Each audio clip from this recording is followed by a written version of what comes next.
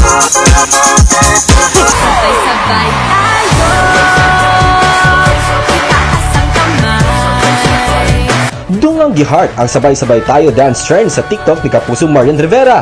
Literal nga sabay-sabay nga mikid-ikid kung pisayo ang mga kapuso sa mong dance craze. Susama sa uban niyang mga TikTok video, ni patok gilayon kini sa mga netizens. Unang gabi sa pag-inalugay aron mamahimong kabahin sa Team Stel, Team Julian, Team Chito, Team Billy nagsugod na. Dayag na ang intensong kauhaw sa mga coach nga makuha ang ilang gipangitang bagong The New Star sa The Voice Generations.